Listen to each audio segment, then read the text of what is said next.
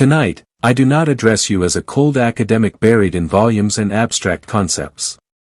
I speak as one who has struggled with the depths of the unconscious, who has stood at the edge where vision melts into madness, and who understands the risk of perceiving what remains hidden from most eyes. To see beyond common sight is at once a blessing and a wound. It pulls you out of the dream of the masses and casts you into the raw landscape of truth, where the soul exhales its most ancient breath. Many wish to awaken, yet they do not grasp that awakening itself carries peril, the peril of being cut off, misread, judged, or shattered by the very revelation that promised freedom. For tearing through the veil of collective illusion means walking alone, guided only by the faint lantern of the inner self. While the crowd ridicules what it cannot fathom, when a dream, a symbol, or a sudden breakthrough splits open the darkness like a crack in night's shell, you realize the world was never as simple as it seemed. The ordinary man perceives only the outer skin. He measures life by function, by habit, by appearances. But the one who sees beneath, who reads archetypal patterns within events, who hears the soul's whisper in a child's cry or in the rustle of a single leaf, such a one no longer belongs fully to the tribe. He is marked. And to be marked by vision is to be exiled from the safety of blindness. The Greeks intuited this truth, for they taught that mortals who beheld the gods were often struck blind, not from cruelty, but because the radiance was too fierce for human eyes. Yet without such seeing, there is no redemption, no transformation. You may imagine that perceiving more than others grants advantage, a kind of superiority, as if the mystic or the depth psychologist had conquered ignorance. But the opposite is true. To see is to suffer. What is uncovered is not always the radiant promise of divinity, but often the grotesque shadow of humanity itself. And the one who perceives what others cannot, also confronts what others refuse. You see the hypocrisy beneath devotion, the anger behind smiles, the despair hidden beneath ambition. And most painfully, you recognize it in yourself. Here lies the real danger. Vision makes no distinction. The same light that reveals treasure also mercilessly exposes shadow. I remember a woman who once sought my help, haunted by unsettling visions in her sleep. Night after night she dreamed of rivers of blood flowing beneath the streets of her city. Children played on the banks, smiling as though nothing were wrong. She awoke in terror, for she sensed the dream was not hers alone but carried the weight of the collective. At first she fought against it, dismissing it as fantasy. Yet the images refused to leave her. They returned in subtle ways, signs in daily life, uncanny coincidences, synchronicities pressing upon her awareness. Slowly she began to see what others could not, that civilization itself was perched upon a fragile denial. The drums of war were beating faintly in the distance. She could not unhear them, though no one around her seemed to notice. And the more she perceived, the more isolated she became. For those unwilling to face truth inevitably turn against the one who threatens their blindness. This is the peril of sight. The solitary road of vision. But take heart, this peril is not meant for destruction, it is meant for initiation. The wound of vision is necessary, because the wound becomes the doorway through which the deeper self is born. Recall the old myths, the prophet struck blind so that he might see within, the shaman torn apart by terrifying images so that he might return as healer. The true danger of perception lies not in the outside world, but within. Vision dismantles the false foundations of the ego. The ego clings desperately to certainty, to belonging, to recognition. Yet vision in the wilderness where you must face the own psyche. It is in this desolate solitude that the self, the great archetype of wholeness, begins to speak. The unconscious does not speak in rational sentences but in symbols. Dreams are not idle nonsense, they are messages clothed in the garments of myth. And when you begin to see what others ignore, you become sensitive to this symbolic language. The black bird circling above you echoes the same motif that appeared in your dream. The quarrel between nations mirrors the quarrel in your own heart. Reality itself begins to reveal its woven pattern. You start to read the hidden script. But beware, once you begin to read, there is no return. The letters sear themselves into your eyes. And if you are not ready, the fire of vision burns instead of illumines. Many who stumble unprepared into vision are consumed. The psychotic often perceives what others cannot, yet he lacks the strength to integrate it. The collective rejects his vision, and without the anchor of a conscious ego he is drowned by the flood of archetypal images. The mystic and the madman approach the same doorway, but one learns to weave vision into life, while the other is shattered by it. This is why seeing carries danger. And yet, my friends, understand this clearly, the danger of vision is not given to annihilate you. Its purpose is to initiate. The strike of sight must wound, because only through the wound does the deeper self emerge.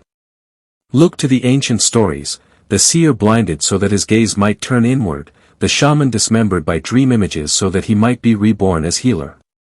Vision destabilizes the ego's fragile walls. And though the ego pleads for safety, for belonging, for affirmation, vision tears these comforts away. It leaves you exposed, cast into the desert of solitude, where the beasts of your own psyche roam. In that wilderness the self begins to speak. The self does not use plain words but communicates through symbol. Dreams are not frivolous, they are messages draped in myth. Once vision awakens in you, you notice how the world is threaded with signs.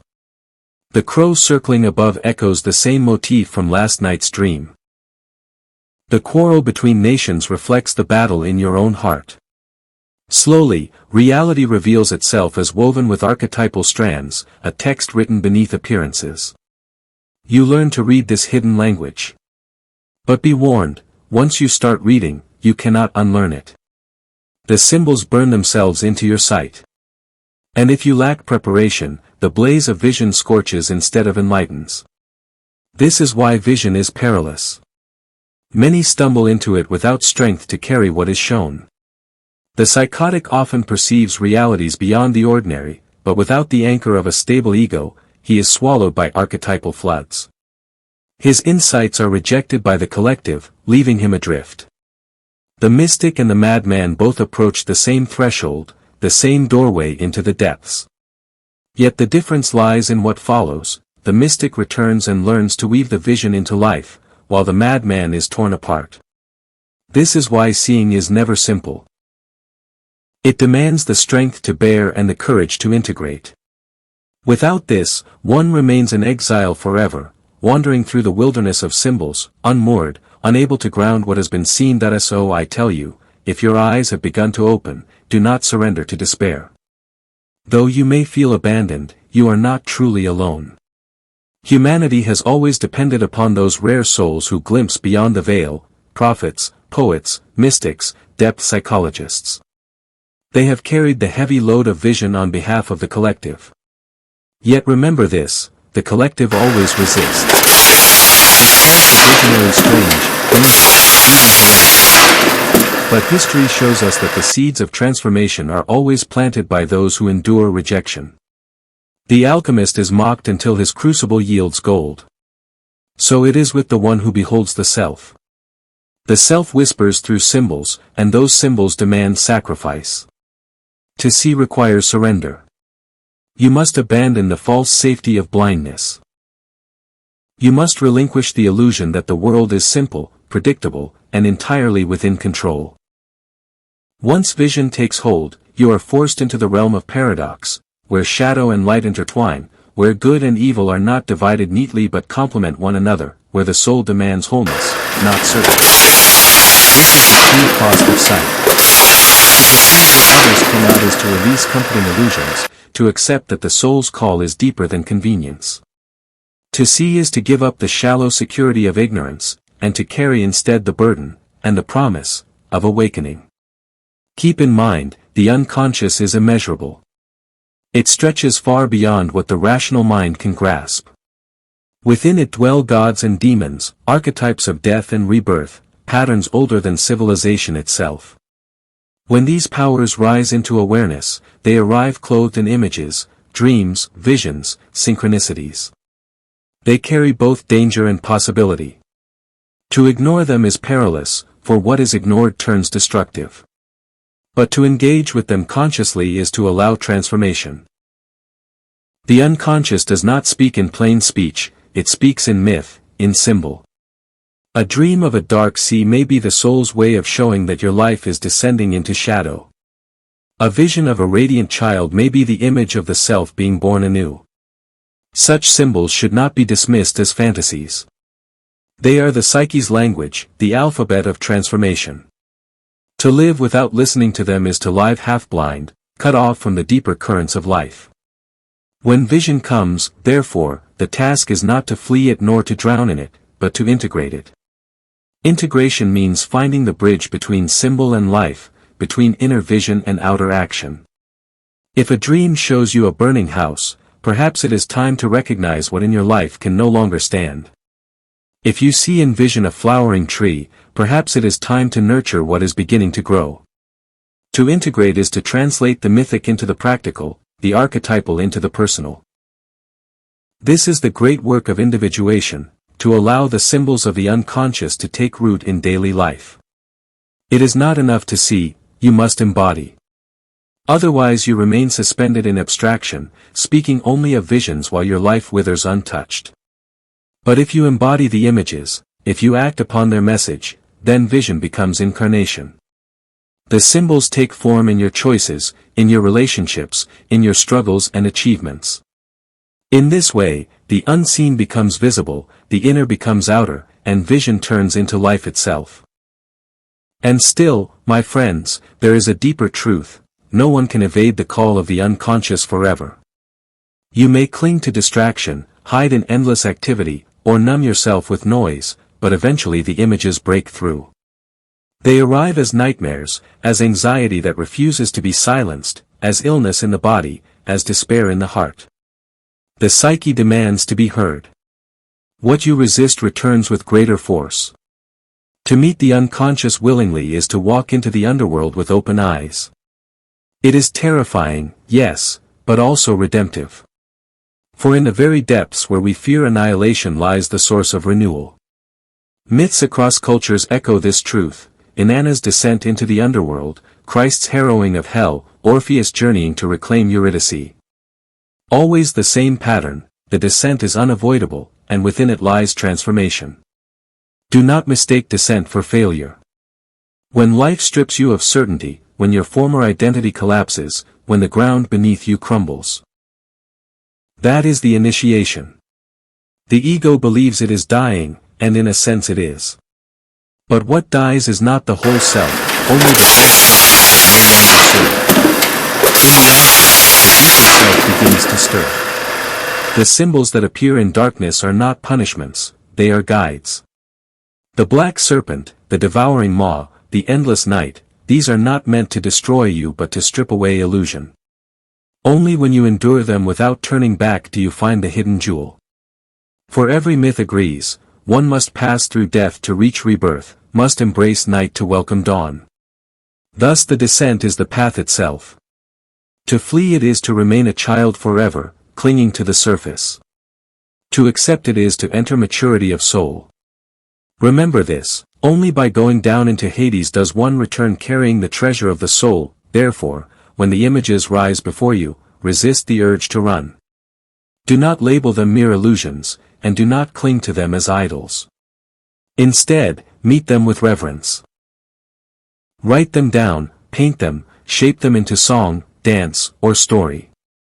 In this way you give them form in the outer world, and the energy that once threatened to overwhelm you becomes a source of creation. This is the essence of Jung's practice of active imagination: to enter into dialogue with the figures of the unconscious, to listen without surrendering, to engage without being consumed. The unconscious longs to be recognized. When you respond, it ceases to devour and begins to guide. Thus the frightening dream of the beast chasing you may reveal what part of yourself you are fleeing. The radiant figure offering a gift may be the self presenting you with new possibility. Every symbol seeks relationship. If you neglect it, it hardens into neurosis; if you honor it, it becomes a bridge to transformation. So welcome the images, even when they disturb you. Approach them not with fear but with respect. You need not believe them literally, nor dismiss them carelessly. They are the language of the deep psyche, calling you toward wholeness. When you treat them as living realities, worthy of attention, interpretation, and response, they lose their terror. The unconscious that once threatened to crush you reveals itself instead as ally and guide. And within this, my friends, rests the greater mystery. The images that rise from the unconscious are not simply personal, they belong also to the collective.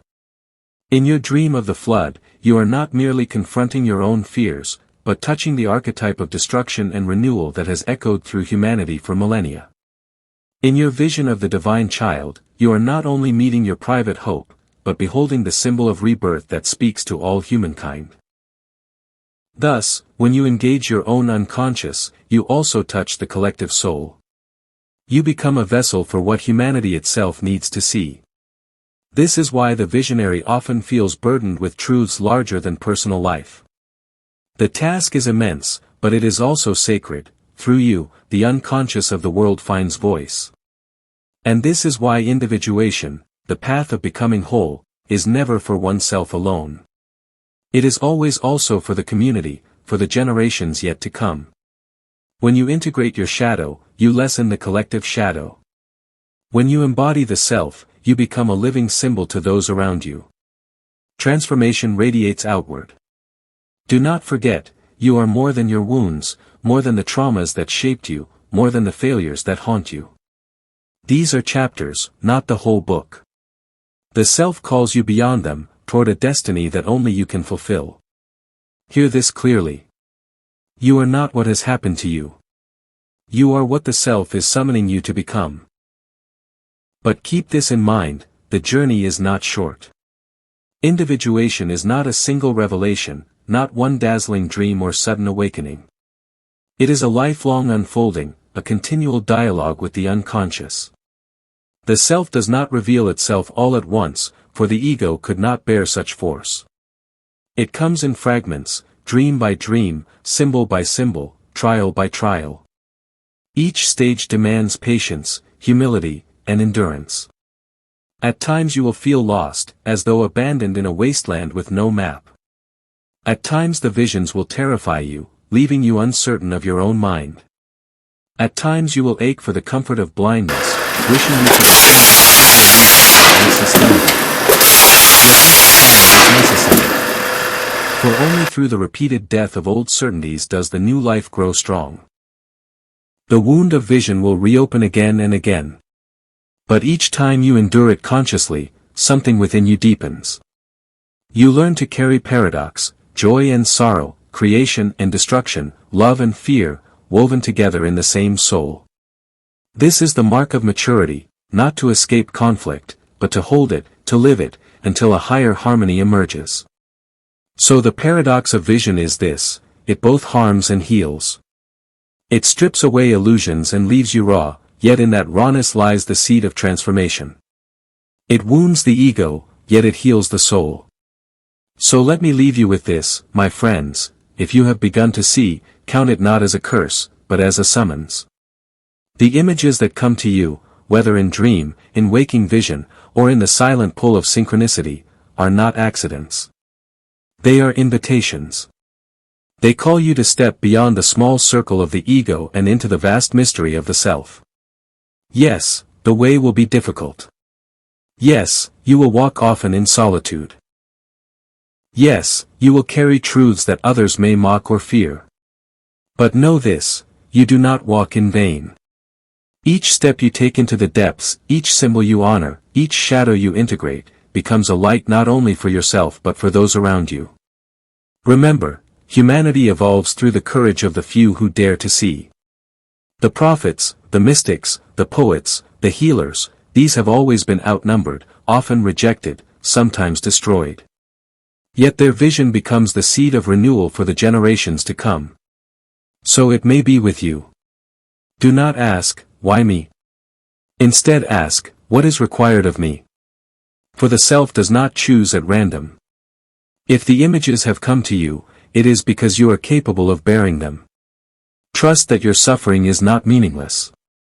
Trust that your vision has a purpose larger than you can now imagine. And when despair whispers that the burden is too heavy, remember this: the wound is also the doorway. The danger is also the hope. The very vision that isolates you is the vision that heals the world. The danger of sight is real. But the promise of sight is greater still. The danger of vision is the hope of humanity.